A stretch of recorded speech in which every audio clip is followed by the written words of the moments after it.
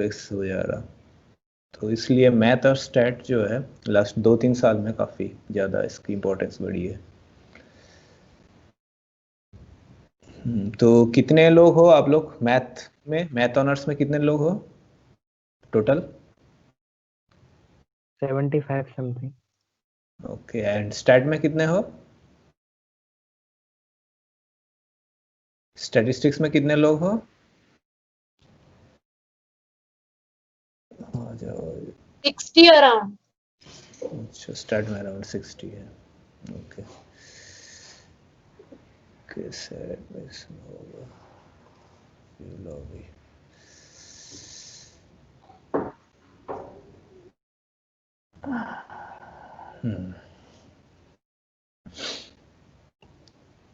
तो कितने लोग हैं? 55। अभी सब एक्चुअली वहाँ से छूट रहे हैं और अभी एडमिट कर।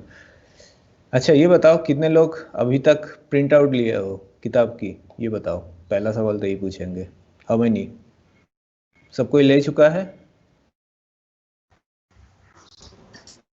मैंने ले ली। And I hope most of them you people have, right?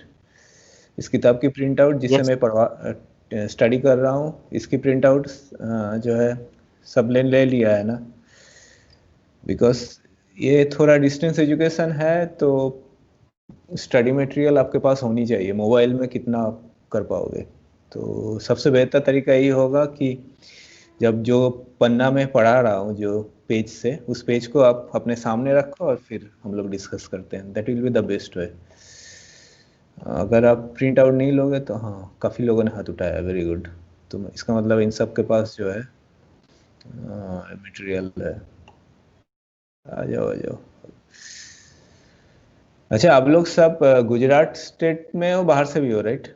कुछ लोग तो बाहर से भी होंगे, आसपास राजस्थान वगैरह से। Yes sir. Yes sir. Rajasthan, Gujarat और एमपी भी है? Madhya Pradesh? Yes sir. UP. UP means अभी तुम यूपी से अटेंड कर रहे हो?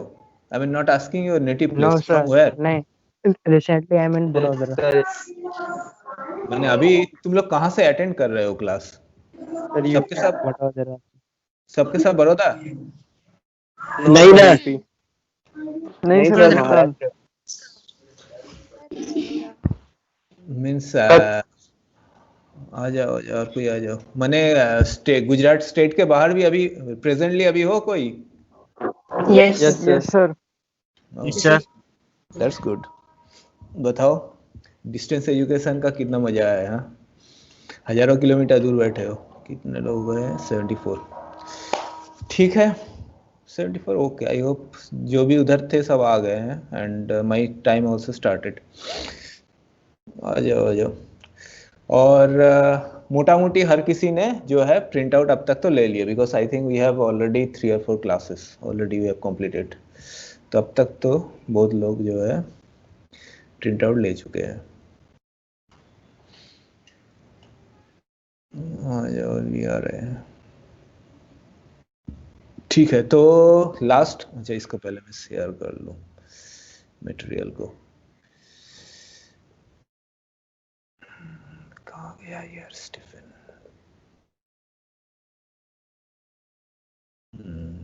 मटेरियल शेयर हो गई।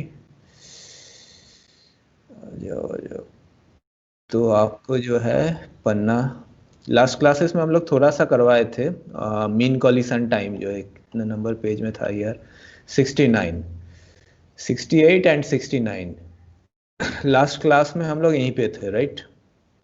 मीन कॉलिशन टाइम पे थे। तो जिसके पास प्रिंट आउट है वो पन्ना 68 एंड 69 पे चलो, फिर आगे स्टार्ट करते हैं। पेज नंबर 68 एंड 69 उसमें चलो, उसको आ जाओ यार हम समझ रहे हैं आज फिर कोई इधर उधर गया होगा क्लास के बाद थोड़ा, बट आ जाओ। Still now how many we are? 81। ठीक है, तो हम लोग जो है पेज नंबर 68 एंड 69 पे हैं। ठीक है, हर कोई उसमें आ गए हो इस किताब के? Yes sir. Yes sir. Good. क्योंकि देखो आप लोग ऐसे मोबाइल सामने रखे हो तो उसमें मजा नहीं आएगा, पन्ना सामने रहेगा तो उसको सीधा उस पेज में चले गए तो इसको देखने में आसानी होगी, इसलिए मैं कह रहा हूँ इसकी तो सर प्रिंट आउट। हाँ सर बताओ। सर ये जो डेरिवेशन आप आया थे वो एक नोट पेड पे ऐसा लिख के बताऊं तो थोड़ा समझ भी आएगा अच्छे से। ऐसा क्या वो ऐसा वो मुंह पे बोलते हो तो कुछ ऐसा हो जाता है। हाँ तो इसीलिए मैं कहा था तुम पेन ले आओ, प्रिंट आउट ले आओ। उसमें बुक मैं लेके आया हूँ। बुक लेके आए हो ना तो सीधा पेज पे चलो, उसी में हो जाएगा। तुम देखो अब मोबाइल में तो हमें भी लग रहा है, इसलिए मैं सबको कह रहा हूँ मोबाइल पे नहीं होगी, प्रिंट आउट लो। तो प्रिंट आउट लोगे तो यू कैन डू दैट, और पेज को सामने रखोगे, मैं इक्वेशन बता रहा हूँ उसमें हो जाएगा। क्योंकि अगर डेरिवेशन करने जाएंगे उसमें बहुत टाइम लगेगा, मैं पहले कवर कर लेना चाहता हूँ रिवीजन के टाइम पे। मैं भी revision time okay, but not now. अभी मुझे क्लास कवर करनी है एंड आई डोंट थिंक जनवरी में ही कर लेना पड़ेगा। वी हैव हार्डली 4 और जनवरी में 4 क्लास ही मिलेंगे। तो अगर ऐसा होगा और मुझे प्रेशर आएगा तो मैं ये कर सकता हूँ कि किसी एक दिन तुमको पकड़ लेंगे, because you only have to appear with a mobile right. तो मैं भी जब आपके पास खाली हो तो मैं एक्स्ट्रा क्लास लूँगा, बिकॉज आई थिंक क्योंकि मेरा ऑनर्स का क्लास काफ़ी आगे निकल चुका है। तो ऑनर्स में मान लो थर्मोडायनामिक्स, माने ये वाली पोर्शन मेरा ख़त्म हो चुका है ऑनर्स क्लास में, तो उसको लेके तो कोई टेंशन नहीं है। बट आप लोगों का क्लास लेट स्टार्ट हुआ। मैंने फिजिक्स ऑनर्स में काइनेटिक थ्योरी ऑफ गैस मैंने कवर करा लिया, फिनिश। अभी मेरा जो पोर्शन है, मेरा बेसिकली यूनिट 2 है, उसमें अभी तो काफ़ी इजी आ गया ऑनर्स में, ये वाला आएगा आपके जो CPCB वाला, तो उसमें इशू नहीं होगा। बट आप लोग जो हो अभी just derivation of Maxwell law start हुआ है और हमें भी नहीं पता है कि आप कितने कॉन्फिडेंट हो। अभी हम जा रहे हैं मीन फ्री पाथ में, तो ऐसा हो सकता है I have to take some extra class. देखते हैं क्या स्थिति बनती है। ठीक है भाई, तो अभी कहाँ चलेंगे? अभी चलेंगे मीन कॉलिशन टाइम पे। अच्छा हाँ, before I go there tell me, कुछ याद है आपको मैक्सवेल डिस्ट्रीब्यूशन लॉ क्या था, उसका पर्पस क्या था? कुछ याद आ रहा? और यू फॉरगेट एवरीथिंग? फिर से स्टार्ट करना पड़ेगा, बताओ क्या होती है मैक्सवेल डिस्ट्रीब्यूशन, किस चीज के बारे में हम लोग पढ़ाई कर रहे हैं, means where we are, any idea और यू फॉरगेट एवरीथिंग?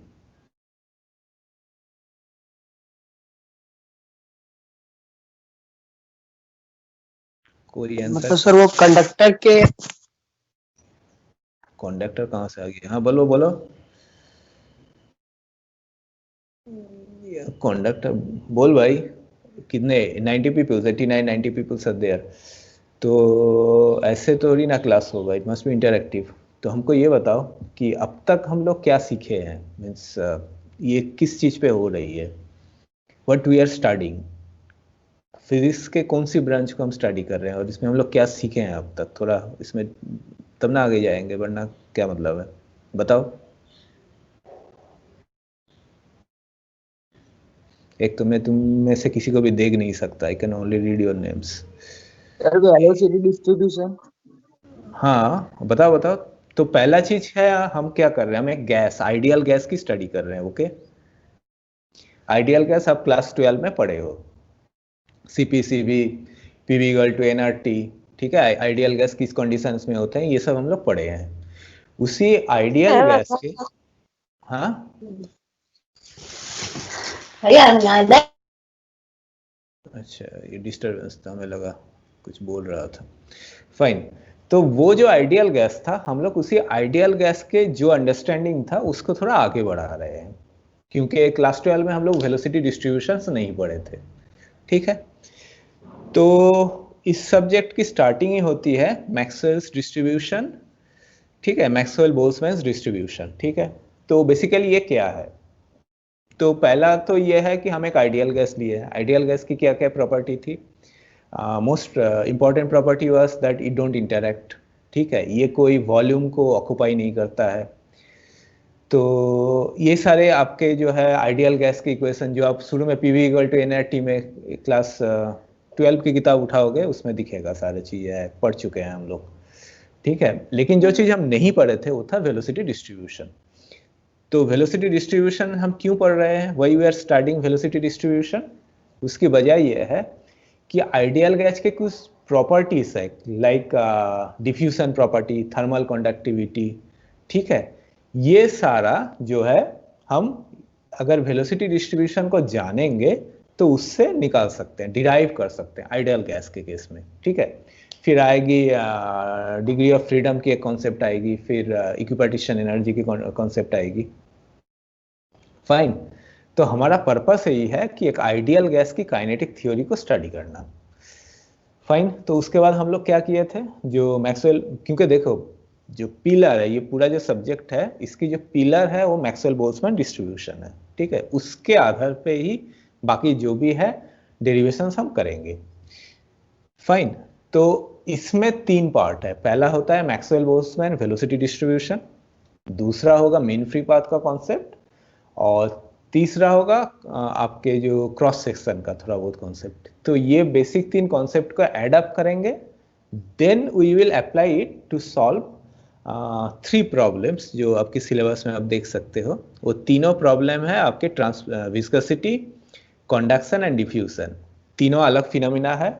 इसमें से आप कंडक्शन के बारे में आपको, क्योंकि थर्मोडायनेमिक्स आप पढ़े हो क्लास 12 में, कंडक्शन आपको Newton's law of cooling fooling हम लोग पढ़ चुके हैं, तो कंडक्शन का थोड़ा बहुत आइडिया है, विस्कोसिटी का आपको आइडिया है, डिफ्यूजन आपके लिए नया होगा। तो इन तीनों को कलेक्टिवली हम कहते हैं ट्रांसपोर्ट फिनोमिना।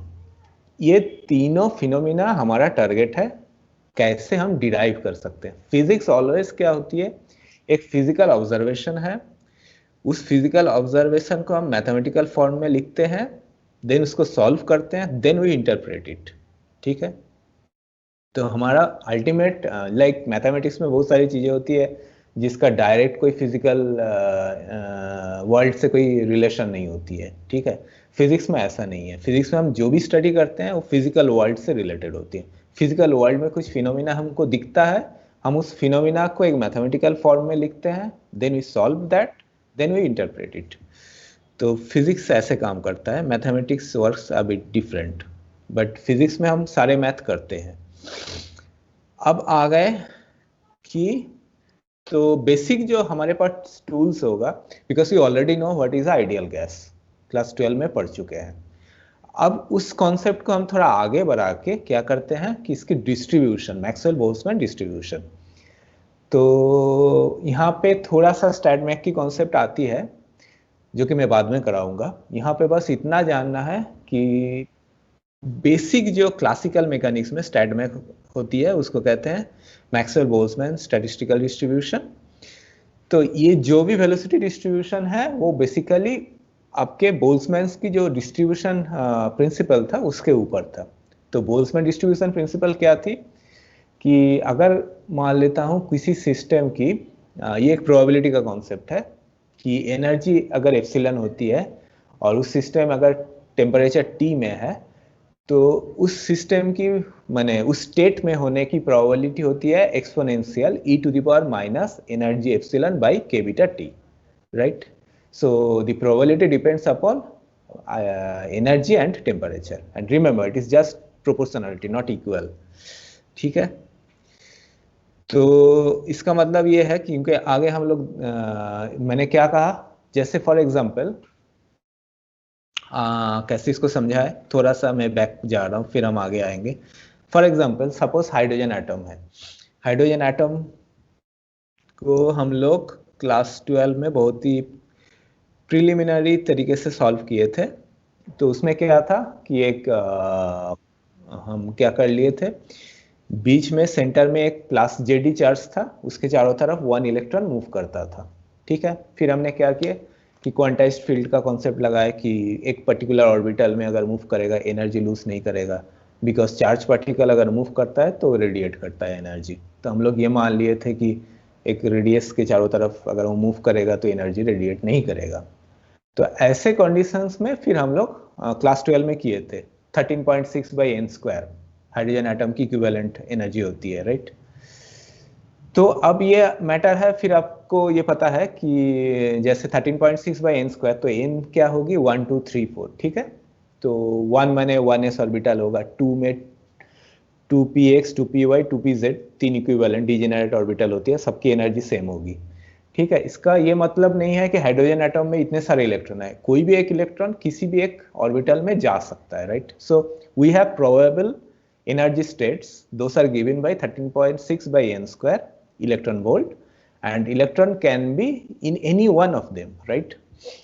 तो यहाँ से मैं सबसे जो इजी एग्जांपल है जो आपको समझ में आएगा उससे बात कर रहा हूँ। तो इसका मतलब है कि ये जो एक प्रॉब्लम थी, ये प्रॉब्लम क्या थी, एक बीच में Jd इलेक्ट्रॉन रखा हुआ है, उस इलेक्ट्रॉन Jd जो चार्ज है, इसके वजह से मेरा जो बोथ क्वांटम मैकेनिक्स का फंडा लगा के और फिर इलेक्ट्रोस्टैटिक पोटेंशियल लगा के हमने क्या पाया कि मेरे पास कुछ ऑर्बिटल्स बन सकते हैं जिसकी एनर्जी होती है 13.6 by n स्क्वायर। ओके, अब यहां से स्टैटमैक्स स्टार्ट होती है, या बोल्ट्जमैन हम शुरू कर सकते हैं कि जब आई हैव प्रोबेबल स्टेट्स, कि किसी भी एक स्टेट में वो जा सकता है, एंड उस स्टेट्स की एनर्जी होता है 13.6 by n स्क्वायर। अगर ऐसा एक सिस्टम है तो किसी एक स्टेट में, फॉर एग्जांपल मान लो n = 4, उसमें जाने की प्रोबेबिलिटी क्या है, उसका आंसर अगर हम क्लासिकली देंगे वो होगा, बोल्ट्जमैन स्टैटिस्टिक्स बताता है उसकी energy, that means 13.6 by n = 4 square divided by k beta into t, माने जिस टेम्परेचर में आप हो, एटम रखा हुआ है तो वहां से t आएगा और एनर्जी से आपका E का टर्म आएगा। ठीक है, समझ में आया कि ये कैसे यूज किया जाता है? Yes sir. Fine. So it says कि मेरा अगर एक सिस्टम है like hydrogen atom can occupy different energy levels. इसका ये मतलब नहीं है कि इलेक्ट्रॉन 1000 है, इलेक्ट्रॉन एक ही तो है, but that electron can sit in n = 1 और n = 4 एनीवेयर। ये हो गया बेसिक सिस्टम जो क्वांटम मैकेनिक्स दे दिया, लेकिन क्वांटम मैकेनिक्स यहीं खत्म होता है। अब प्रोबेबिलिटी क्या है, वो स्टैटमैक में जाती है। तो स्टैटिस्टिकल मैकेनिक्स जो है डिस्ट्रीब्यूशन का फंडा होता है, वो ये बता रहा कि किसी भी स्टेट में जाने की प्रोबेबिलिटी होती है क्या, 13.6 by n स्क्वायर जो एनर्जी, उसको एक्सपोनेंशियल में उठाएंगे divided by k beta t करेंगे, अगर ये मैक्सवेल बोल्ट्जमैन को फॉलो करता है। So basically we have 3 statistics, Maxwell Boltzmann, Fermi Dirac and Bose Einstein. बाकी दोनों ऊपर पढ़ोगे, बेसिक जो है क्लासिकल, ये है मैक्सवेल बोल्ट्जमैन। ठीक है सर। हाँ सर एनर्जी में सर वो माइनस आएगा नहीं आएगा, -13.6 रहेगा कि सिर्फ +13.6 रहेगा? एनर्जी 13 माइनस का मतलब होता है bound state, minus is a symbol, इस बाउंड स्टेट। ठीक है, माने ये इलेक्ट्रॉन जब बाहर निकल जाएगा तब होगा 0, उसके बाहर जब चला गया तो positive. So minus symbol represents bound state. जब भी हम ये वाली प्रोबेबिलिटी को करेंगे, so it has to be plus energy, इसको माने एब्सोल्यूट एनर्जी को लेके करेंगे। ठीक है, तो ये तो मैं जस्ट आपको एक सिस्टम समझाने के लिए किया था। फॉर एग्जांपल सपोज आपके पास ये जो ये वाला केस था जहाँ जिसको हम लोग स्टडी कर रहे हैं अभी तो हाइड्रोजन को नहीं कर रहे हैं, आइडियल गैस। तो आइडियल गैस में हम लोग क्या देखें, किसी भी एक एटम की एनर्जी क्या होगी, because no potential energy, so whatever energy we have is kinetic energy. Fine, तो काइनेटिक एनर्जी क्या होता है, 12 mv²। ओके, तो एनर्जी तो आ गया 12 mv², और मान लो मैंने टेम्परेचर बताया क्या, T, तो प्रोबेबिलिटी क्या हो रहा था, e⁻⁴ energy by k beta t। ठीक है, फिर उसको हम लोग फिर इंटीग्रेट किए थे कि because total probability has to be 1, वहां से इंटीग्रेशन कांस्टेंट को लाए थे, then we just get the Maxwell Boltzmann distribution function. Fine, ये सब हम लोग पहले कर चुके थे। Okay yes sir. फाइन, तो अगर ये कॉन्सेप्ट क्लियर हो गया, दैट मीन्स हम चैप्टर 5 को फिर से थोड़ा सा एक रिकैप किए हैं, कोई डेरिवेशन नहीं, जस्ट कि माने चीजें छूट ना जाए। तो अगला स्टेप में जाते हैं मीन फ्री पाथ में। मीन फ्री पाथ क्या होता है कि फिजिकली चीजें क्या है, हमारे पास एक कंटेनर है, because gas has to be with in a container, और गैस उसी कंटेनर का वॉल्यूम को ले लेता है। फाइन, ये आइडियल गैस का अप्रोक्सीमेशन था। अब अगर ऐसा है तो वो कोलाइड करता है एटम्स।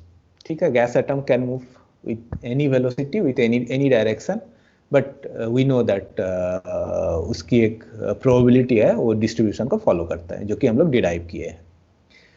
तो अब ये कोलाइड करेगा, दो एटम तो कोलाइड कैसे करेगा, एक फिजिकल क्रॉस सेक्शन होती है, like if they are perfectly sphere, तो उसकी जो pi r 4 pi r square आएगा, 4 pi r square total area होता है, टोटल एरिया तो नहीं, जो मैक्सिमम क्रॉस सेक्शन देगा पाई आर स्क्वायर। तो ये आएगा उसकी scattering cross section if there is no other force like electrostatic force और एनी ग्रेविटेशनल फोर्स। तो जस्ट फिजिकल जो एरिया होगा वही उसके क्रॉस सेक्शन। तो ये होगा नहीं, because most of the atoms जो भी हम दुनिया में देखते हैं, सबसे ज़्यादा जो फोर्स इंपॉर्टेंट है वो इलेक्ट्रोस्टैटिक ही है। ग्रेविटेशनल इज वेरी वीक, और बाकी दो फोर्स होता है इलेक्ट्रोवीक इंटरैक्शन, ये सब न्यूक्लियर फोर्स में आते हैं। जो रियल वर्ल्ड में atomic, molecular, condense matter, whatever means real world, तो इसमें मेन जो फोर्स होती है सब कुछ वो इलेक्ट्रोस्टैटिक ही है। ग्रेविटेशन का तो बल्कि मटेरियल जो सन किसी को अट्रैक्ट करे उस सब में आता है, गैस वैस में नहीं होता है, जनरली नहीं होता है। कभी कभी कंडेंसेशन में वो यूज में आ जाता है, but I mean most of the cases whatever we are interested is electrostatic. ठीक है, तो इसलिए क्रॉस सेक्शन जो है उसका जियोमेट्रिक क्रॉस सेक्शन कभी नहीं होगा, उससे ज्यादा होगा, because they can interact. We know the Coulomb force क्या होता है, 1/4πr²। ठीक है, तो ये टर्म जो है ऐसा सीधा ऊपर उठ जाता है, जितना r0, you know that the shape ऐसा होता है, राइट? जितना r को गिराओगे ऐसे ये गिरता जाएगा, लेकिन r अगर घटेगा तो ये शार्पली इंक्रीज करता है। तो इस वजह से क्या होता है कि उसकी जो इफेक्टिव फोर्स होती है, जिसमें वो एक को स्कैटर करा सकता है, तो ये आपके फिजिकल जो रेडियस होगा उससे ज्यादा होगा। तो ये क्रॉस सेक्शन था। क्रॉस सेक्शन हम पढ़ाएंगे, नेक्स्ट क्लास में पढ़ाएंगे, ये पहले मीन फ्री पाथ हो जाए उसके बाद पढ़ाएंगे। So what is the basic concept of mean free path? तो एक बार कोलाइड किया एटम, कोलाइड करने का मतलब है उसकी जो फोर्स, जो भी फोर्स इंटरैक्ट कर रहा है उसके वजह से वो अपने पाथ से डेविएट कर गया। फाइन। अब ऐसा होने के बाद फिर से एक दूसरा एटम के साथ जो इंटरैक्ट करेगा या कोलिशन करेगा, इसके बीच वो कितना दूरी तय करता है। You are getting? So suppose it has interacted here, scattering up, then again interact with some other atom, लेकिन यहां से यहां दोनों कोलिशन के बीच में वो कितना दूरी को तय करता है। ठीक है, वो हो जाएगी mean free path. Why it is mean? You can understand, because we have a velocity distribution. हर एटम की वेलोसिटी सेम नहीं है, वेलोसिटी का मैग्नीट्यूड अलग है, डायरेक्शन अलग है। फाइन। इस वजह से तरह तरह के फ्री पाथ्स आएंगे डिस्टेंस बिफोर कॉलिशन, तो हमको उसको एक स्टैटिस्टिकल मीन लेना है। इस वजह से ये मीन फ्री पाथ है। समझ में आ रहा? Yes sir. तो हमारे पास दो चीज है, एक है मीन फ्री पाथ, दूसरा क्या है, मीन कॉलिशन टाइम। माने एक एटम स्कैटर कॉलिशन करेगा, दूसरा कॉलिशन करेगा, इसके बीच वो कितना टाइम लेगा। ठीक है, तो अगर हमें टाइम पता है और वेलोसिटी, यहाँ पे जो भी एटम है उसकी एक ही पैरामीटर है आइडेंटिफिकेशन करने का, वो है उसकी velocity, because all other gas atoms are identical, right? So other than velocity, we cannot distinguish one gas atom from the other gas atom. So velocity is the only parameter, right? तो अब मान लेता हूं कि उसकी मानो velocity हमको पता है, मीन कॉलिशन टाइम पता है, तो वेलोसिटी से मीन कॉलिशन टाइम को मल्टीप्लाई कर देंगे तो मीन फ्री पाथ आएगा। समझ में आता है? हाँ। ओके। नहीं आता। देखो, we have a distribution of velocities, right? ये हमको पता है क्योंकि एक gas atom, number of gas atom के कंटेनर में रखे हैं, तो वो सारे गैस एटम तरह तरह के डायरेक्शंस में डिफरेंट वेलोसिटीज में मूव कर रहा। ठीक है, fine. So we have a distribution of velocity, जिसको अभी तक हम लोग पढ़े थे। अब क्या है, हमने कहा है कि हमारे पास एक मीन कॉलिशन टाइम, माने एक कॉलिशन से दूसरे कॉलिशन के बीच का जो टाइम है वो निकाल सकते हैं, वो अभी हम लोग निकाल रहे हैं। ठीक है, मैथमेटिक्स डायरेक्ट करके तो फायदा नहीं है, आपको चीजें समझना पड़ेगा। तो अगर हमको वो टाइम मिल गया, average time in between two coalition, और हमको वेलोसिटी पता है, तो दोनों को मल्टीप्लाई करने से मीन फ्री पाथ नहीं निकलेगा? सर बताओ। सर ये जो कोलिजन होगा सर, तो वो उन दोनों एटम के न्यूक्लियस के साथ होगा। देख भाई, यहाँ पे जब भी हम लोग फिजिक्स सॉल्व करते हैं, we have to make the problem simpler so that we understand. यहाँ पे हम जो भी कर रहे हैं उसको मान लिए हैं कि आइडियल गैस के क्या था कि it's like a sphere, all the gases are like a sphere, monoatomic, so that degree of freedom is 3। ठीक है, एंड इसकी जो radius are very small in compare to the volume they occupied, ये सब हम लोग मान चुके थे। तो यहाँ पे न्यूक्लियर की बात ही नहीं आ रहा, इट्स लाइक ए स्पेयर। ठीक है, it's like a sphere, that's it. तो ओरिजिनल आइडियल के साथ डिफरेंट एंड प्रैक्टिकल क्या होगा, उसका एटम क्या कैसे आएंगे। कार्बन मान लो कोई भी गैस है, जनरली डायटोमिक होता है, मोनोएटॉमिक गैस है, क्या है वो सब बाद में होगा। यहाँ सिंपल केस को देखो। Fine, so we understand what do you mean by mean free path, what do you mean by mean collision time. ठीक है, और इन दोनों में क्या रिलेशन है। इसके बाद हम जाएंगे जो लास्ट डेरिवेशन हो रहा था, इसको समझाते ही 40 मिनट निकल गई, कैसे होगा रे बाबा। तो मीन कॉलिशन टाइम पे हम लोग लास्ट भी क्लासेस में थे, लास्ट क्लासेस भी मीन कॉलिशन टाइम पे ही थी, राइट। तो अभी थोड़ा सा हमें ये क्या हो रहा है, इसको नीचे ले आओ। हाँ, इक्वेशन 8.1, 8.2 एंड 8.3, ये तीनों हम लास्ट क्लास में किए थे। किसी को कुछ याद आ रहा, और एवरीवन फॉरगेट एवरीथिंग?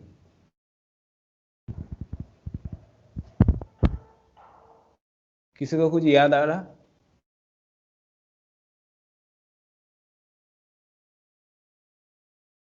नहीं, कैसे होगा रे बाबा।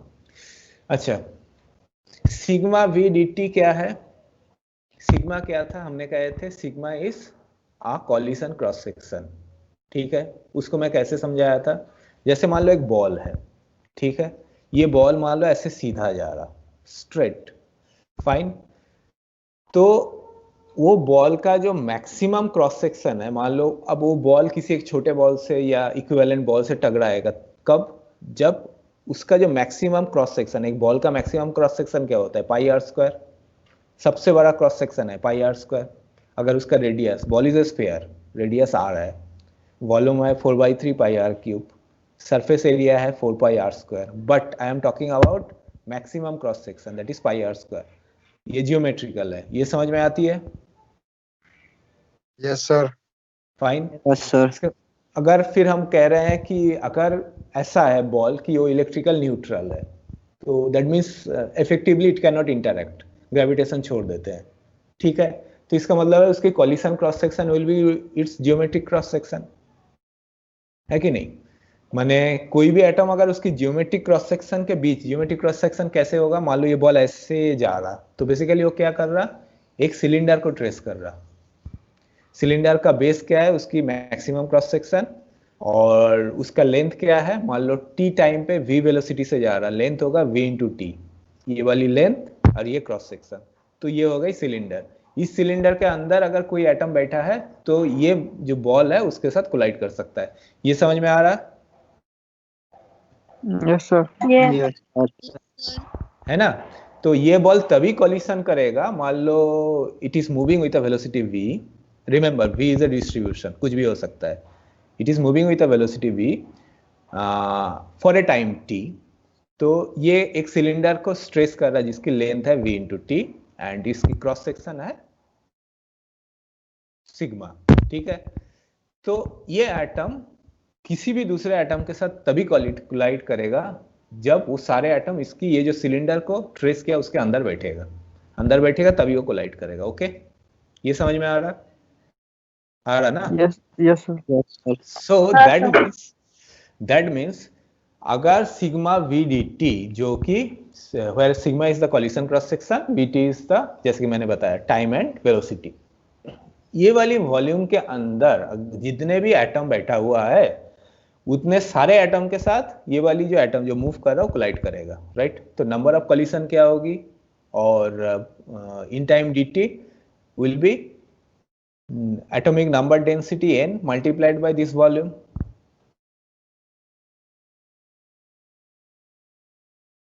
थोड़ा ज्यादा हो गया। n क्या है? n is the molecules per unit volume, ठीक है। तो सिग्मा VT के अंदर कितने एटम्स बैठा हुआ है already? n multiplied by sigma V dt, okay. Yes yes sir. और ये क्या है? ये एक जो एटम है जो मूव कर रहा, वो कितना वॉल्यूम को ट्रेस कर रहा, उसकी अमाउंट है।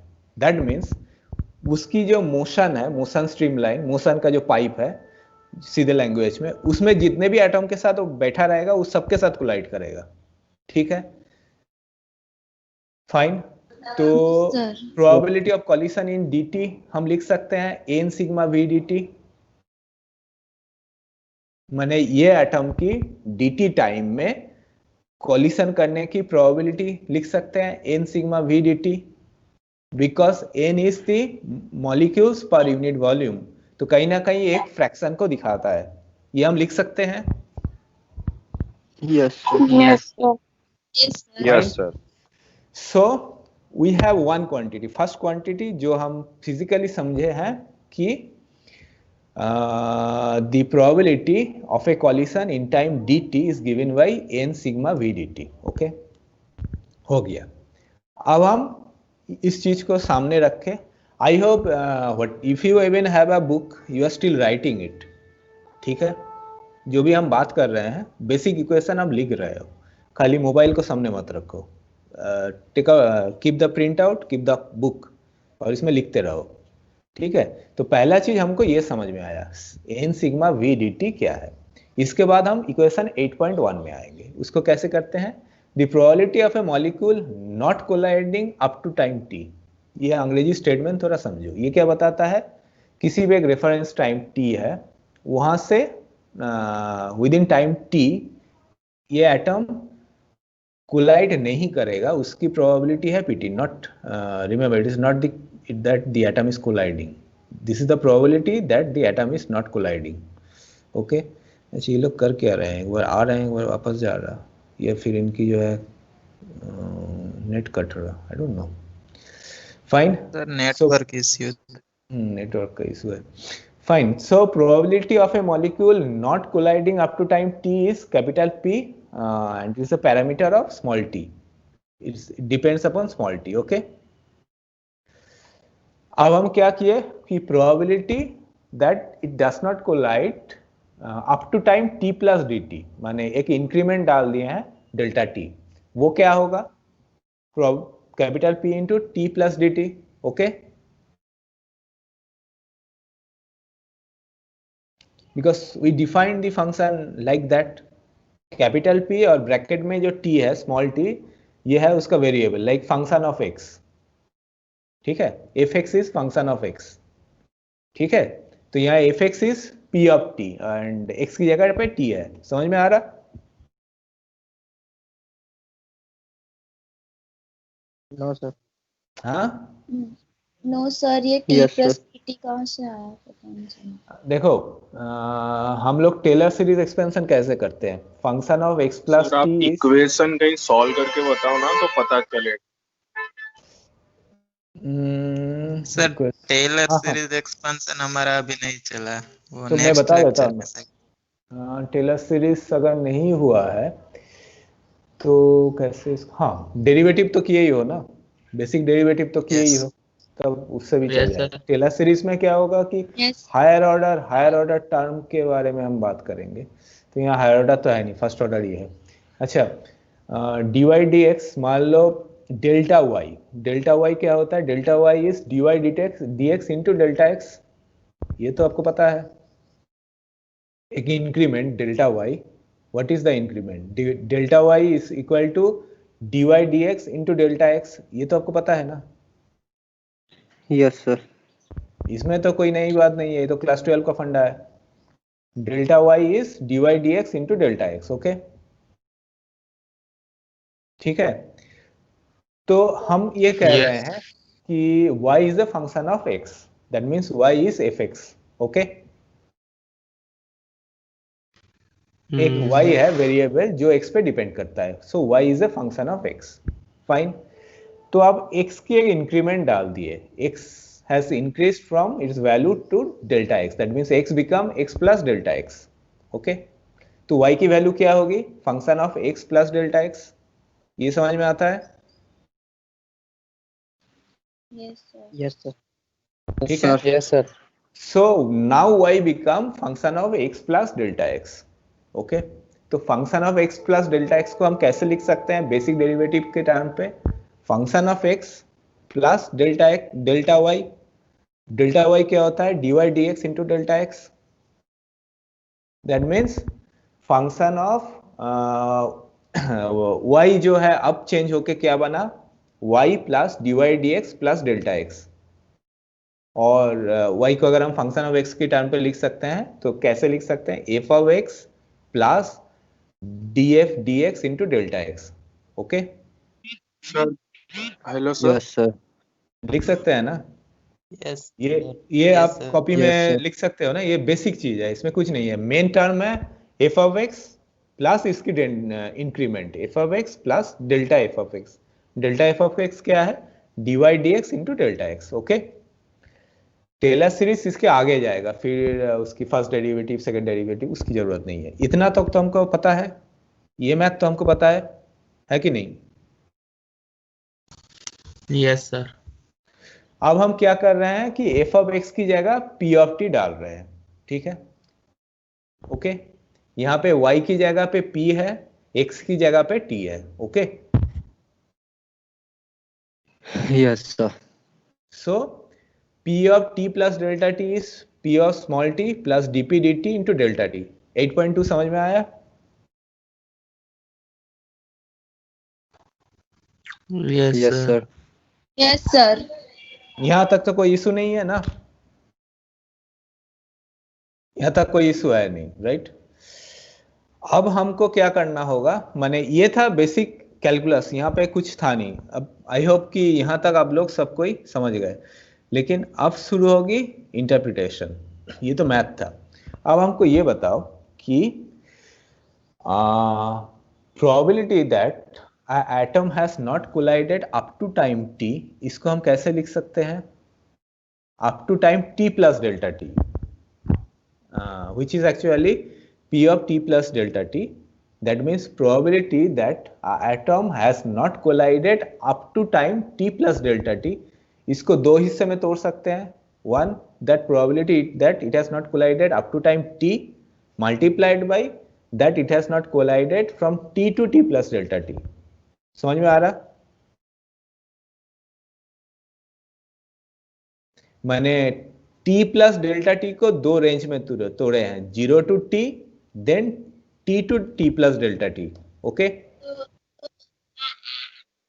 Yes, sir. ठीक है. 0 टू हाँ. t then t to t plus delta t. ये 0 to t plus delta t को तोड़ दिया है दो हिस्से में. Okay, Yes, sir. Fine. Yes, sir. तो 0 टू t को हम क्या लिख रहे हैं कि probability that it has not collided up to time 0 to t, capital P of t. Okay, हाँ, sir. by definition.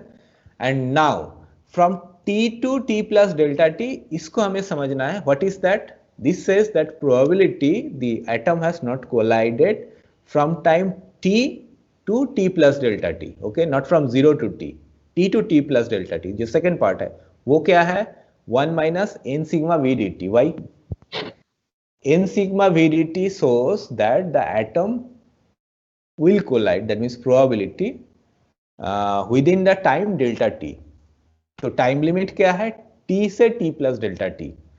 t से t प्लस डेल्टा t, ये जो टाइम लिमिट है इसके बीच में कॉलिशन प्रोबेबिलिटी था n सिग्मा v dt, जो सबसे पहले करवाए थे. ओके, तो कोलाइड ना करने की प्रोबेबिलिटी क्या है? 1 minus n sigma v dt.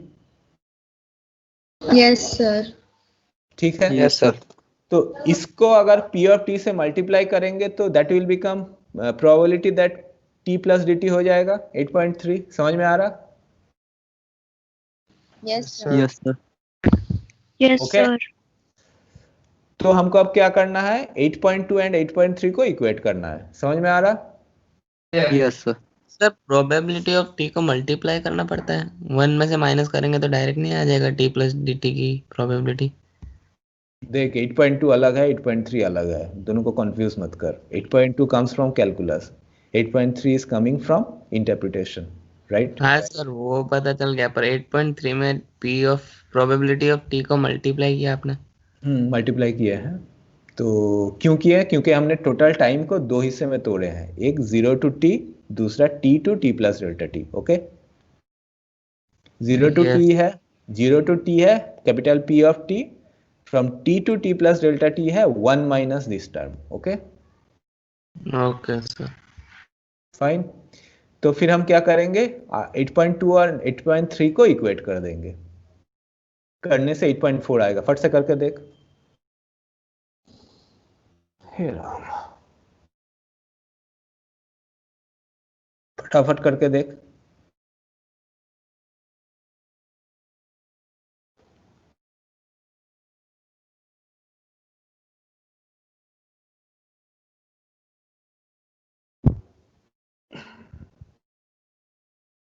आ रहा?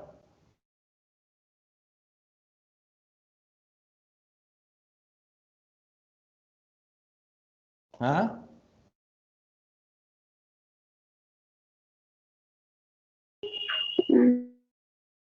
इसका मतलब कोई कॉपी में लेके नहीं बैठा है। क्लास में होता ना, मैं ऐसे डस्टर उठाता, ऐसे फेंकता। हाँ, सर मैं कर पढ़ा रहे रहा हैं हूँ। ट्राई। ट्राई क्या करना है यार? 8.2 में क्या है? P ऑफ टी dpdt है, नीचे क्या है? P of T minus P of T into this one. तो दोनों से P ऑफ टी कट गया, हाँ तो बाकी सर क्या हो रहा? गया। हो गया, गुड। देखो, हाँ सर हो गया। सो 8.4 हमको मिल गया, ठीक है। Yes sir. 8.4 से अगर P ऑफ 0 इज 1 वाई, क्योंकि वो एटम स्टार्ट किया है तो वो तो कोलाइड नहीं किया, माने probability that it will not collide up to time t। तो t को अगर 0 कर देंगे वो 1 होगा, क्योंकि स्टार्टिंग में थोड़ी ना कोलाइड किया है। ओके, तो 8.5 आ गया इंटीग्रेट करने से।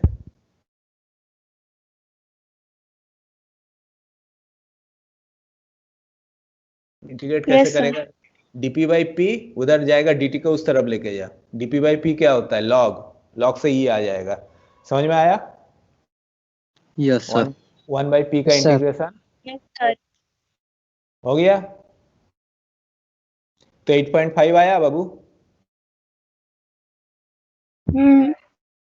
गुड। हाँ सर। तो Yes, sir. 8.5 आ गया। तो अब हमको क्या करना है? सो नाउ अब हम जाएंगे 8.6। 8.6 क्या है? Now the probability of surviving without collision up to time t, but then colliding in the next time dt is this one. 8.6, 8.6 का मतलब समझा? हम वही टाइम को अब दो t प्लस dt को फिर से दो हिस्से में तोड़ रहे हैं कि भाई ये कोलाइड नहीं किया अप टू टाइम t, उसकी प्रोबेबिलिटी क्या है? e to the power minus n sigma v dt। Just हम 8.5 को डिराइव किए थे, राइट? फाइन। अब t से t प्लस dt के बीच वो फिर कोलाइड कर गया, उसकी प्रोबेबिलिटी क्या होगा? Multiplied by n sigma v dt। समझ में आया 8.6 को? Yes, sir. समझ में आ गया? दो हिस्से में हम तोड़े थे, 0 to t, t to t plus dt। 0 to t के बीच में कोलाइड नहीं किया, प्रोबेबिलिटी है p ऑफ t। t से dt के बीच कोलाइड कर गया, उसकी प्रोबेबिलिटी है n sigma v dt। Okay, ये स्टेटमेंट समझ में आ गया? फिर हम इसको क्या Yes, करेंगे? इंटीग्रेट करेंगे 0 to infinite, and that will be equal to 1 y. इसको फिर फिजिकली समझते हैं। हम कह रहे हैं कि मान लो ऐसी पूरी रेंज, टाइम रेंज है 0 टू इनफाइनाइट, तो कभी ना कभी तो कोलाइड करेगा ही। हम कह रहे हैं कि अब से 10 मिनट तक वो सर्वाइव किया, फिर उसके with in fraction of second collide किया, फिर probability that up to 20 second इसने सर्वाइव किया कॉलिशन, देन कोलाइड किया, फिर अप टू 30, ऐसे करके सारे रेंज ले लिए, तो टोटल प्रोबेबिलिटी 1 बनती है। Yes sir. Yes sir. हाँ, तो टोटल प्रोबेबिलिटी अगर 1 बनेगा तो फिर 8.8 का यूज करते हैं। ये एक फॉर्मूला है गॉसियन का, जो हम लोग पहले भी यूज कर चुके हैं, ठीक है। ये कौन सा है? मैथ वाला ये वाला है ना, इंटीग्रेशन। यूजफुल मैथ, ये देख C1 इसी किताब का लास्ट में दिया हुआ है, थोड़ा बड़ा करते हैं इसको, ठीक है। फैक्टोरियल आपको पता है, परम्यूटेशन कॉम्बिनेशन में फैक्टोरियल खूब पढ़े हो क्लास 12 में, ठीक है। Factorial n is equal to 0 to infinite x to the power n e to the power x dx, ठीक है। ये आपका इंडक्शन मेथड से प्रूफ किया जा सकता है, फाइन। तो यहाँ पे x क्या है, 0 नहीं, 0 नहीं है, x क्या है यार यहाँ पे, हाँ ठीक है, n इज 0, ठीक है, यहाँ पे n 0 है, तो फैक्टोरियल 0 इज 1, ओके। समझ में आ गया? Yes sir. Yes, sir. Okay okay okay okay. So अब हम क्या करेंगे, इसको फिर से वही खेला फिर से करेंगे, 8.6 को यूज करेंगे कि भाई इसकी हमको क्या चाहिए, मीन, ये हेडिंग क्या था इसका यार, देख लो इसकी हेडिंग क्या है, मीन कॉलिशन टाइम। तो up to now we know that how to determine mean. Mean कैसे डिटरमाइन करता है, मीन डिटरमाइन करता है कोई भी एक उसकी वेरिएबल ले लिए, फॉर एग्जांपल मान लो हम कह रहे हैं कि time not colliding t and after that it has collided with the time delta t, ठीक है, और उसकी प्रोबेबिलिटी क्या है 8.6, अभी निकाले। फिर हम उसको 0 to infinite इंटीग्रेट कर देंगे तो मेरा एवरेज और मीन वैल्यू निकल जाएगी। ये इक्वेशन समझ में आ रहा, 8.9 स्टार्टिंग। हमको अब क्या चाहिए कि ऐसा एक टाइम t जो हम कह रहे हैं कि up to time t it has not collided, but after that with in a small interval delta t it has collided, ठीक है। अब वो t can be 10, can be 20, can be 30, can be anything. So we are integrating from 0 to infinite because we want to know its mean value, average value. तो हम ये equation लिख सकते हैं, integration 0 to infinite t multiplied by the probability 8.6, ये लिख सकते हैं।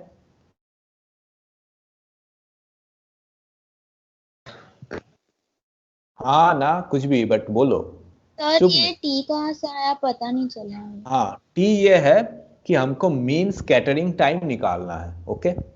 मीन स्कैटरिंग टाइम क्या होती है कि एक कॉलिशन से दूसरे कॉलिशन की बीच का वक्त, माने एक बार तुम कोलाइड किए फिर दूसरे बार जब कोलाइड करोगे इसके बीच का कितना टाइम, ये टाइम होगा मीन वैल्यू, ठीक है। वो कैसे निकालते हैं, 8.6 को हम इंटीग्रेट करेंगे। इक्वेशन 8.6 क्या बताता है कि एक atom up to time t collision को सरवाइव किया, लेकिन उसके तुरंत डेल्टा t टाइम के बीच में उसने कोलाइड कर गया, ओके।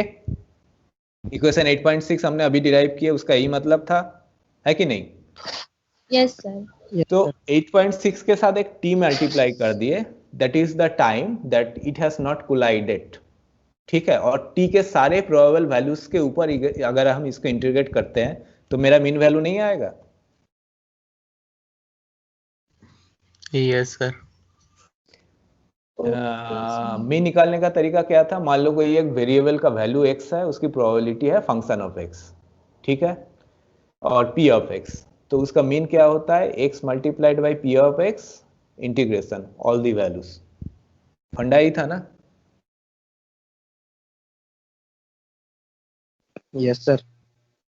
ओके, चलो फिर से समझाते हैं। सपोज आपका 10 नंबर थर्मोडायनामिक्स में पाने की प्रोबेबिलिटी है, 10 नंबर नहीं 40 नंबर, मान लेता हूँ 50%। 60 नंबर पाने की प्रोबेबिलिटी है 25.25 और 80 नंबर पाने की प्रोबेबिलिटी है 25।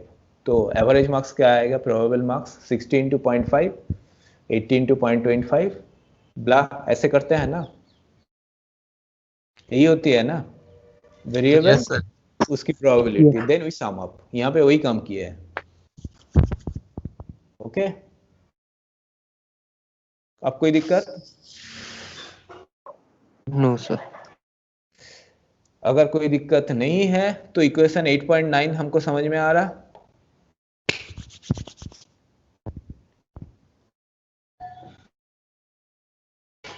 Yes sir. x is nothing but n sigma v t, और ये क्वेश्चन हमको समझ में आया? Yes sir. Okay. Yes sir. And no sir. किसने नो कहा? Yes sir. ये पूरा देखना, यहाँ पे सब्स्टिट्यूशन में x इक्वल टू लिखा गया है n सिग्मा v dt, ठीक है। n sigma v dt is x, तो dx क्या होगा? n सिग्मा v dt, ठीक है। dx is nothing but n sigma v dt because n sigma and v are all constant. यहाँ पे integration सिर्फ t के ऊपर हो रहा, okay. And then I say that x into e to the power x dx is factorial 1 because of this one. Factorial n is x to the power n e to the power x dx. यहाँ पे n is equal to 1, okay? Equation 8.11 उसको use कर रहे हैं यहाँ पे, equation 8.9। तो हमारा इक्वेशन 8.10 आ रहा। बताओ भाई ये होगा कि नहीं? टाइम कितना है बाकी? होगा सर। तो हमने मीन कॉलिशन टाइम को निकालने में सक्षम है। So mean collision time is nothing but 1/n the density of atoms, sigma the collision cross section and v, ठीक है। Yes Yes, sir. sir. Yes sir. हाँ, अब अगर कॉलिशन टर्म निकल गया तो कॉलिशन क्रॉस सेक्शन कैसे निकालेंगे? अच्छा, कॉलिशन क्रॉस सेक्शन का कॉन्सेप्ट यहाँ देना जरूरी है। हमको चाहिए था कॉलिशन क्रॉस सेक्शन, नहीं चाहिए, हमको चाहिए मीन फ्री पाथ। तो मीन फ्री पाथ क्या होगा? Tau multiplied by velocity v। 8.15 समझ में आता है? Yes sir. Yes sir. Yes sir. Yes ठीक है। सर। तो अब हमको वेलोसिटी v को निकालना होगा, ठीक है। वेलोसिटी v को निकालने के लिए हम क्या करेंगे? एक जो एटम मूव कर रहा, दूसरा जो इसके साथ कोलाइड कर रहा, उनकी जो रिलेटिव वेलोसिटी है उसको लेना पड़ेगा, ठीक है। Because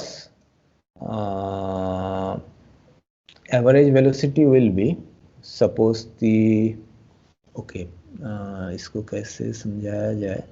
I think we have a figure, no we don't have figure, figure बनाना था यार, नहीं क्रॉस सेक्शन पे तो नहीं जाएंगे, चलो इसी को समझाया जाए, कैसे करेंगे? We will therefore take v1 v2 इसलिए होगा कि एक एटम एट ए टाइम, एक एटम दूसरे एटम के साथ कोलाइड कर रहा, तो मान लो जो एटम मूव कर रहा उसके रिस्पेक्ट में दूसरे को देख रहे हैं, तो रिलेटिव वेलोसिटी होगी v1 माइनस v2। अब हम उसकी एवरेज निकालेंगे, बिकॉज मान लो ये जो एटम जो हमारा रेफरेंस एटम था जिसके साथ बाकी एटम्स कोलाइड कर रहा, ठीक है, तो हमको क्या करना है? जो बाकी जो सारे एटम्स है वो कोई भी वेलोसिटी इसके साथ आ सकती है, ठीक है। तो हम अगर डिफरेंस को, दैट मीन्स रिलेटिव वेलोसिटी को ले लेते हैं, एवरेज रिलेटिव वेलोसिटी, तो वो हमको ये वाली ट्रायंगुलर वेलोसिटीज को दे देंगे, ठीक है। So how to start attacking this problem? हम इसको ऐसे समझाएंगे, because then we have the cos theta term, okay fine. So in our picture of molecules, ये कैसे लिखा है इसको थोड़ा पढ़ते हैं, फिर कहीं अटकते हैं तो बात करेंगे। Our picture of molecules, scattering has to focus on one atom as the moving one, and think of all the other as sitting ducks, okay, fixed in space waiting, okay. So basically क्या है कि जो मैंने बताया, जो atom को हम देख रहे हैं रेफरेंस एटम, वो मूव कर रहा, और बाकी सारे एटम्स जो भी है उसके जो ट्यूब था, कॉलिशन का ट्यूब, उसमें जो एंटर कर रहा। तो इसको हम इस तरीके से देख सकते हैं कि इसके रिस्पेक्ट में जो एटम मूव कर रहा उसके रिस्पेक्ट में बाकी सारे एटम्स की क्या वेलोसिटी है, वो कैसे देखेंगे? मान लो जो सेकंड एटम है उसकी वेलोसिटी है v1 और जो मूव कर रहा है उसका v2 है, v1 माइनस v2, ठीक है, ये हो गया रिलेटिव वेलोसिटी। अब उसकी एवरेज निकालना है, ठीक है, बिकॉज जो v1 है बाकी सारे एटम से कोई भी वेलोसिटी इसके साथ हो सकता है, इसकी तो वेलोसिटी हमको पता है, कोई एक पर्टिकुलर वैल्यू है v, but the other atoms they can enter with any velocity with this path. ये पाथ कौन सा है? एक क्रॉस सेक्शन था, वो क्रॉस सेक्शन के साथ एक वेलोसिटी को पाथ कर रहा था, मूव कर रहा था। So we are tracing a cylinder, उस सिलेंडर के अंदर अगर कोई भी दूसरा एटम एंटर करता है, it can enter with any velocity, right. So इसके वजह से हमको एक एवरेज रिलेटिव वेलोसिटी लेना पड़ेगा। रिलेटिव वेलोसिटी क्यों? क्योंकि जो एटम मूव कर रहा उसके रिस्पेक्ट में हम बाकी की वेलोसिटीज को देखेंगे। That is why I am making v1 minus v2, that becomes my relative velocity. Then I have to make it average, because बाकी जो सारे एटम्स है वो किसी भी वेलोसिटीज के साथ यहाँ पे आ सकता है, राइट। सो मैंने स्कैटर करने के लिए हमें कोई वेलोसिटी के ऊपर कोई पाबंदी नहीं है, it can come with any velocity, so we have to ultimate make a average value of the relative velocity. So that is why we write 8.16 equal to v1 minus v2, then we take its relative value, square कर लेंगे। Square करेंगे तो क्या होगा, v1 and v2 both are vector, तो vector का square क्या होता है, basically dot product, right. v1 square plus v2 square minus v1 dot v2, okay fine. So I got equation 8.17. Then I interpret that v1 dot v2 is 0. Why? Because मान लेता हूँ ये v2 है, ठीक है। v1 is the other atom that is entering in its path. लेकिन ये atom जो है, दूसरा एटम क्या है, किसी भी एंगल में एंट्री कर सकता है, किसी भी एंगल में। v1 डॉट v2 क्या होता है, v1 v2 cos थीटा, ठीक है। cos थीटा क्या है, जो v2 एटम है उसके वेलोसिटी के साथ v1 की वेलोसिटी कितने एंगल बना रहा, and that is a random number, क्योंकि वो किसी भी एंगल में एंट्री कर सकता है, तो उसकी एवरेज वैल्यू क्या होगी, 0, okay. So from 8.17 I go to 8.18 because average value of v1 and average value of v2 I can take it some average value v square, right. ये एवरेज वैल्यू क्या होती है, वही मैक्सवेल बोल्ट्जमैन वाली average value, v square multiplied by function of v f of v dv। तो यहाँ से equation 8.18 आता है।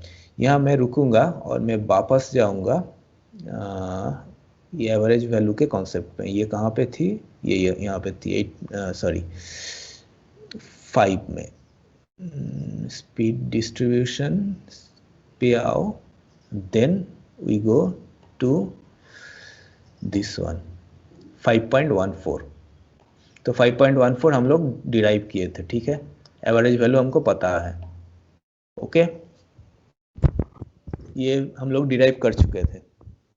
यहाँ था v स्क्वायर था मेरा variable, function of v dv is the Boltzmann distribution. वही एवरेज वैल्यू निकालने के लिए या मीन वैल्यू निकालने के लिए फिर हम लोग इंटीग्रेट किए थे, तो thrice k beta t by m आया था, ओके। ये रिकैप्चुलेट कर पा रहे हो? Yes sir. सर हाँ सर। सर ये इक्वेशन 8.18 है ना? हाँ, एक मिनट पहले तुम ये बताओ 5.14 आपको याद आ रहा? 5.14 हाँ सर। Average value f of b क्या था, मैक्सवेल बोल्ट्जमैन डिस्ट्रीब्यूशन फंक्शन, याद आ रहा? Basically it's the probability. तो प्रोबेबिलिटी को उसकी वेरिएबल की वैल्यू के साथ मल्टीप्लाई करके 0 to इनफाइनाइट इंटीग्रेट करेंगे तो मेरा एवरेज वैल्यू आ जाएगी, ओके। यस तो सर। 5.14 से हम फैमिलियर। हाँ, so we are familiar with the average value. Average value अगर v1 को ले या v2 को ले, average value is the same, ठीक है। इसलिए मैंने बैक करके इस फॉर्मूला पे आया था ताकि you don't confuse. Fine. So now we can write equation 8.18. Average माने हम दो atom, v1 is marking the velocity of atom 1, v2 is the mark of velocity for atom 2, लेकिन जब हम उसकी एवरेज लेंगे that will be the average of the assembly b square, okay। समझ में आ रहा? तो 8.17 समझ में आया? Yes sir. Fine. So then I can understand the अगर 8.18 समझ में आया, then I can also understand 8.19, right? उसका जस्ट स्क्वायर रूट ले लिए, average value of v of r, ठीक है। 8.1 हाँ सर तो 8.18 के मुताबिक सर V1 एंड V2 दोनों की सेम वेलोसिटी होगी। V1 V2 की वेलोसिटी सेम नहीं है बाबू। Triangle means assembly average, Maxwell Boltzmann average. माने क्योंकि V1 V2 तो कोई एक इंडिविजुअल थोड़ी ना है, हम दोनों को देखें फिर ऐसे सारे केसेस को देखेंगे। माने एक V2 एटम जा रहा था और उसके साथ कोई एक V1 इंटरेक्ट किया। पहले हम उस केस को स्टडी किए, अब कोई एक V1 की जगह हम ऑल पॉसिबल पॉसिबिलिटीज को ले लिए, ठीक है, तब हम उसको ट्रायंगल से रिप्रेजेंट करते हैं। This is the possibility, probability, ठीक है, ये कोई इंडिविजुअल नहीं है। इंडिविजुअल केस से हम मैथमेटिक्स को बनाए कि ऐसा एक इक्वेशन बन सकता है, then we are making a average, कि जस्ट समझ रहे हो ना।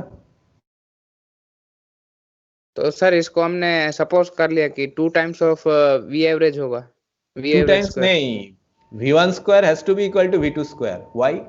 हमने एक एटम लिया V1, अब हम कह रहे हैं कि उस एटम की एवरेज तो नहीं होगा, पूरी असेंबली की average, that is equal to V square.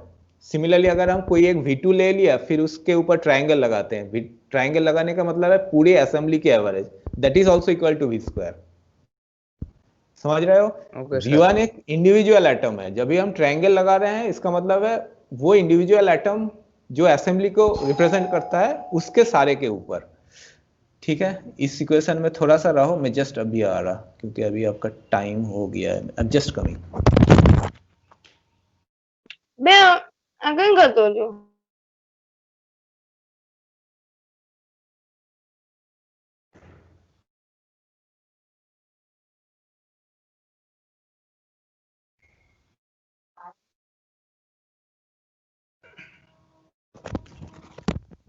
हाँ भाई आ गए, ठीक है। अभी मुझे अटेंडेंस दे दे, अभी तब लोग चिल्लाना शुरू करोगे छुट्टी चाहिए, रुको मैं अटेंडेंस ले लेता हूँ भाई, वरना दिक्कत होगी। हाँ समझ में आ गया? 8.19। तो 8.19 से जो ट्रायंगल भी माने एवरेज वैल्यू था, असेंबली का एवरेज, और बेसिकली इसकी प्रॉपर वर्ड है एनसेम्बल एवरेज। तो ये आपका मैक्सवेल बोल्ट्जमैन की जो डिस्ट्रीब्यूशन प्रॉपर्टी था उसकी एवरेज। तो 8.15 में हम क्या बैठाए, ट्रायंगल माने एवरेज वैल्यू ऑफ V की जगह पे √2V, और नीचे भी वही V था एवरेज वैल्यू ऑफ V, तो V भी कट गया, तो मेरे पास क्या बचा 1/√2n सिग्मा, ठीक है। 8.20 मेरे पास आ गया।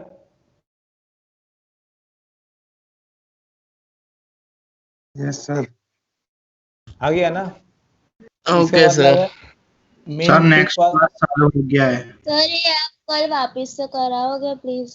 हाँ कराएंगे कल कराएंगे, और मुझे एक्स्ट्रा क्लास भी लेना पड़ेगा, मैं समझ गया, ठीक है। अभी तक अगर आप थोड़ा सा भी ओके सर।